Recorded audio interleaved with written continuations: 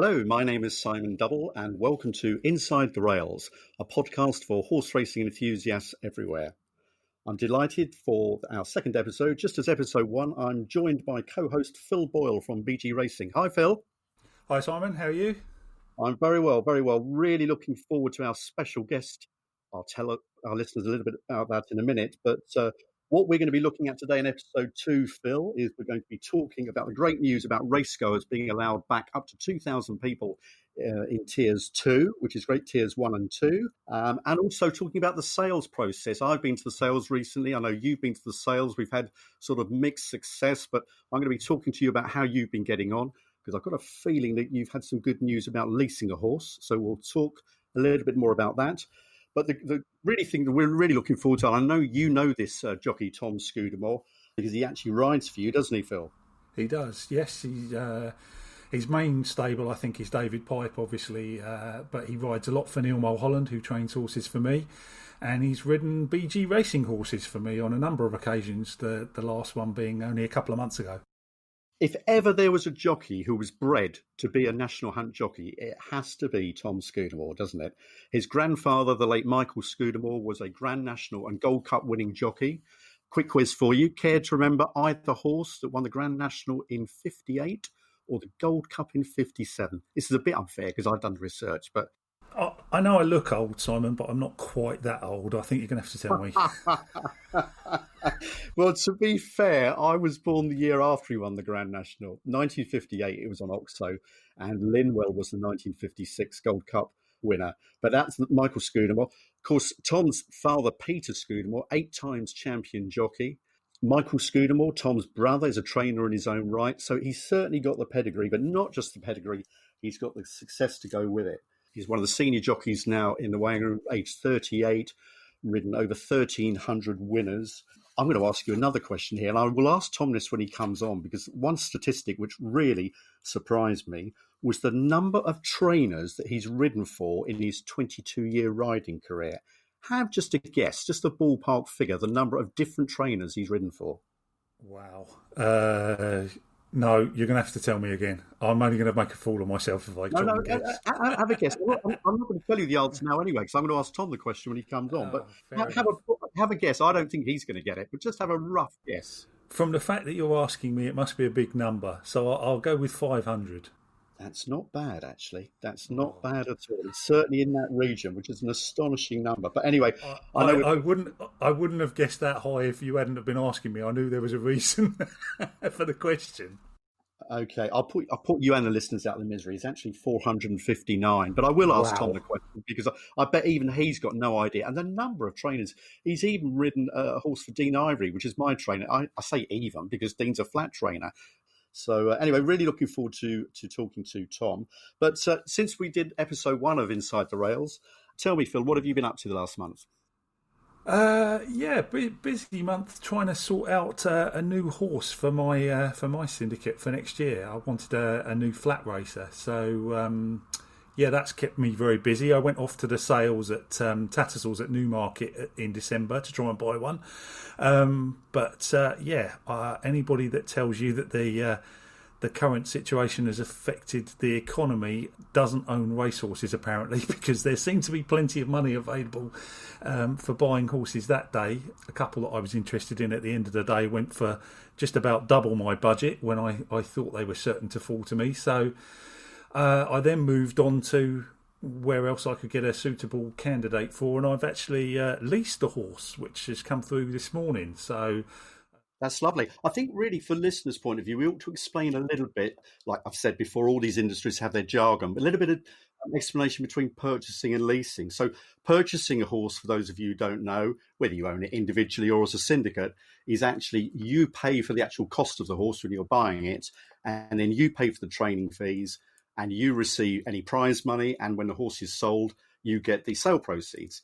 If you're leasing a horse, you're not buying it, you're just responsible for the training fees, and you get the prize money, but you don't get the sale proceeds. I think that's a fairly succinct explanation. Would you go along with that, Phil? Yeah, that's absolutely right. And typically, these horses, it's a lot of the leasing is done around fillies, breeders who own a horse that they know they want to breed from when that horse has finished its racing career. They're quite often not really interested in training fees and going to the races and all of that, but they are interested in having the horse back for breeding at the end of its career. People are able to lease those horses from the breeder. They effectively become the owner during the horse's racing career. Yep, we keep all the prize money, we get the badges when the horse runs, but at the end of the lease term, we send the horse back to its owner, and they can make a decision at that point whether they think that the filly is worth breeding from, or whether they want to sort of move her on or sell her on, or retrain her for other things if perhaps her racing career hasn't gone as well as they hoped. You alluded earlier on to the sales being quite difficult. I mean, I went to Tattersalls the end of October. I go once a year, normally with the intention of buying one yearling. But I thought, you know what, with this pandemic this year, there's always an upside to everything that goes wrong in life, isn't there? I always think, being an optimistic person. And I thought, oh, the prices will be much lower. I'm going to go and buy two horses. Well, I did buy two horses, but I have to say the stats bear up that the sales, anybody who thinks there's not any money around this, there certainly is in the horse racing world, because I went to what they call Book 3. So for anybody who's not been to the sales, Tattersalls in Newmarket, which is Europe's largest auctioneers, I think they've been around for 250 years, they grade their sales catalogues into Books 1, which are the really expensive horses bred in the purple, beautiful conformation. And then Book 2, not quite so much, then Book 3 and Book 4. Now, it doesn't mean to say that horses in Book 3 and 4 can't go for above expectations, but basically they are graded. And I always think there's no point in me going with Solaria Racing for Books 1 and 2, because my pockets aren't quite as deep as some of those out there. But I always normally manage to get one or two nice horses from Book 3. Anyway, it was hard work, but I did actually manage to get two horses. I got a colt by a stallion called Tamaeus on the first day of Book 3 for 22,000 guineas. And I can hear a lot of listeners now thinking, guineas? What's that? Certainly our younger listeners. But a guinea is £1.05. It used to be the old 21 shillings in old money. And I think actually at Tattersalls now, it's almost the only bloodstock which is actually sold in guineas. And I managed to get a filly, which I was very keen on, a filly I'd actually seen as a foal last year, and managed to get her very late on for 16,000. So in the end, I was really happy, but it was hard work trying to get value for money. Yeah, sure. And it was the same for me. I went to the sale afterwards at the start of December. I went with a slightly smaller budget than you. There were 170 lots that day, and I was pretty confident that several of the ones that I was interested would be well within budget, and it just didn't pan out that way at all. A couple of the late ones ended up going for well over double my budget, which I thought they were going to be within budget. So I've gone down the lease route. If I hadn't have found a suitable lease, I would have been needing to wait until sort of February, March now, as you know, to buy a horse to race on the flat next year. It really is waiting until the spring before you can do so if you don't get anything by now. Yeah, well, as they say, everything good comes to those who wait. So well done, Phil. Pleased for you. Yeah, cheers. Well, Phil, I'm delighted to say we've got Tom Scudamore on the line. Here's a jockey who needs no introduction, but Tom, I'm going to give you one anyway. Tom Scudamore, age 38, first sat on a horse at the age of 2. He's been professionally race riding for 22 years. Rode his first winner in 1998, champion amateur jockey in 2001. He's ridden over 1,300 winners, nearly half of which for his main trainer, David Pipe, down in the West Country. He's ridden for an astonishing number of different trainers, and we're going to come on to that in a minute, Tom. 10 Cheltenham Festival winners, a King George winner on Thistlecrack, and 3 Ladbrokes Trophy wins, a joint record with Willie Robinson on Madison du Burley, Sizzling Tennessee, and most recently Cloth Cap. Welcome to Inside the Rails, Tom. Simon, Phil, very good of you to have me on. Thank you very much. Tom, yeah, that one question I wanted to ask you, you probably had a rough idea, a number of winners, but have a stab at how many different trainers you've ridden for over the years. I'll allow you to the nearest 50. I don't not a clue. 120 odd. 459 different trainers. Oh, crikey, how many of them used me again? Quite a lot. And I mean, I'm on the flat. I have syndicate horses with Dean Ivory. You even rode for him once. Dean, I was second round Sandown for Dean. He didn't Well, use there me you again, go. I don't think. Well, to be fair to Dean, he doesn't have many national hunt horses running. So No, to be fair, he did ask me to ride it again. I couldn't ride it. Leighton Aspel got back on it, and the rest is history. I think it won again after that. But no, second on him, second for him round Sandown. I remember that. You remember the seconds sometimes more than you remember the winners. But it's astonishing, isn't it? I mean, I looked through and there were 10 pages of stats and Racing Post that I printed out and totted up how many. You've ridden for Francois Dumas, Paul Nichols, Amanda Perrett, all sorts of people. A lot of flat trainers as well as jumps. So there you go. You can add that to your CV. 459 different trainers. But listen, it's lovely to have you on. We've never met, but although I'm really more on the flat, I do love the jumps game, and I was a big fan of your dad, 8 times champion jockey Peter Scudamore and Martin Pipe.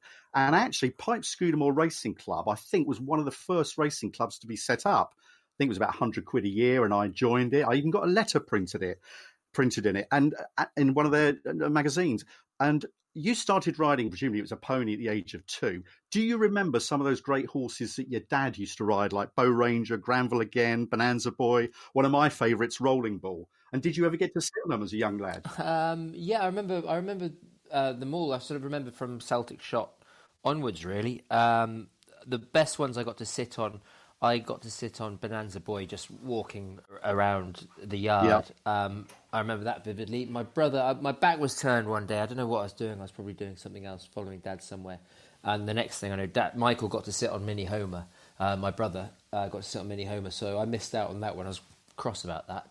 For our younger listeners, Mini Homer, of course, was the Grand National winner, owned by Freddie Starr, wasn't it? That's correct. He wasn't the Grand National winner at that point. That's before he won the Grand National. I think this was when just after he'd won the Sun Alliance, Dad won the Sun Alliance on him. So yeah, I remember them all. I was always a keen follower of racing, even from a younger age. Obviously, growing up all around it. So I remember all those great horses, and there were many very, very good memories from them all.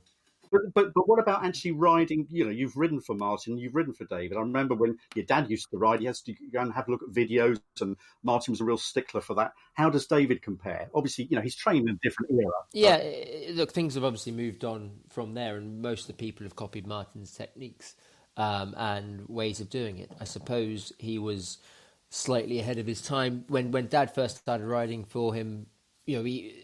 Dad would have been the first generation of jockeys that, if they had the right things, Dad had SIS pumped into the house, so we could watch not actually live racing, but recordings of every single race that evening. So he'd sit down; it would come on about 8 o'clock, I think, and he'd if he wasn't back home, he'd record it. If he was at home, he'd watch it. So he was the first generation of jockey that could watch every single race that he rode in. So Martin took advantage of that. Whereas now you watch every race you ride, and you can watch it on your phone. You can watch previous performances. So Martin was the first one to sort of grasp the modern technologies of those as a jockey going through races. Everybody does that now, and they've learned from, I suppose, what Martin and Dad did to begin with, and it's sort of gone on from there. Now, look, I know that you've ridden for Phil Boyle, and part of the idea of this Inside the Rail is to sort of promote ownership to a broader public, really. So I'm going to hand over to Phil now. He's got some really interesting questions to ask you about ownership and what it's like riding for big groups and small groups. Thank you. Well, that's set up. There might be interesting questions, but I don't know whether the answers will be interesting now. Let's put Tom under pressure now. So the last time we spoke, Tom, was over the rail at Kelso after you'd ridden one of the horses for us. So, yeah, so that was 16 hours in the car for me that day, which I thought was absolutely terrible, never to be repeated. And then I stopped and thought about it and thought, that's probably just a normal day out for you. So for those people that don't know, what does a typical week look like for you in terms of riding out, racing, and importantly, travel? Yeah, lots of miles. Normally my day starts, depending on where I'm riding out. I've actually had quite a quiet week this week. Not too. I've been up just after 6 o'clock most of this week, so it's all been local really. But generally I'm up between 5 and 6. To go and ride out. The main yards I ride out for, obviously, in at David Pipes, Neil Mulholland's, and my brothers. They're the ones I'm in sort of once a week. I also go into Colin Tizard's, Nick Mitchell's I was in this morning, Nick Williams, who trains just down the road. So it depends on who I'm riding for and who wants me in. But they're my sort of regular yards that I go in. So you go in depending on where, and you try and fit it around where racing is. So